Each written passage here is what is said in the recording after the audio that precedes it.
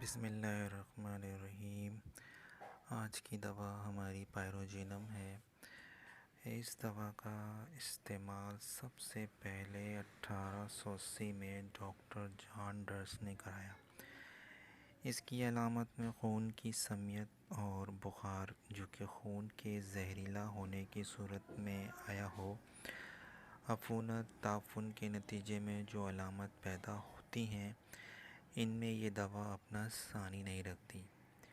سمیت کی بخاروں میں اس کو کامیابی کے ساتھ استعمال کیا جاتا ہے۔ زہریلے زخموں میں بھی اس کا دوا کا استعمال کثرت سے کیا جاتا ہے، یعنی خون زہریلا ہو جانے پر یا خون زہریلا ہونے پر بخار، زچگی یا آپریشن کی وجہ سے زہر جسم میں پھیل جائے، عفونتی مادہ یا گندے نالے کی گندگی گیس کی وجہ سے زہر پھیل جائے، خناق ہو جانے پر ٹائفائڈ ٹائفس جب اچھی طرح سے منتخب شدہ ادویات کام نہ کریں یا مستقل شفا نہ دے سکیں۔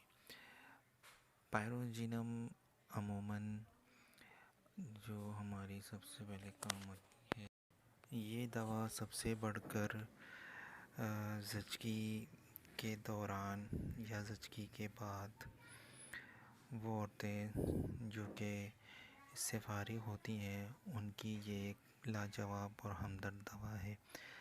یعنی دوران زچگی اگر بچے کی پیدائش کے دوران اگر کلیننگ صحیح طور پر نہ کی گئی ہو، رحم کی صفائی ستھرائی، یا اگر کوئی ٹاکسن جسم کے اندر رہ گیا ہو اور اس کے نتیجے میں خون کے زہریلا ہونے یا فاسد مادہ کے مکمل طور پر خارج نہ ہونے کے نتیجے میں عموماً عورتوں کو کچھ دنوں کے بعد بخار ہو جاتا ہے، جو کہ پائروجینم کا بخار ہوتا ہے۔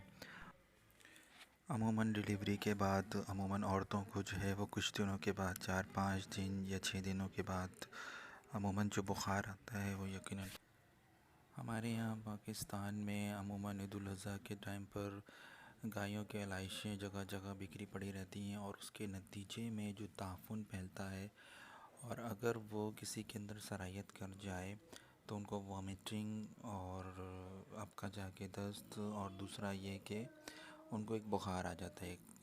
تو عموماً ایسی صورتحال میں جو ہومیوپیتھک معالجین ہیں ان کا ذہن پائروجینم کی طرف جانا چاہیے۔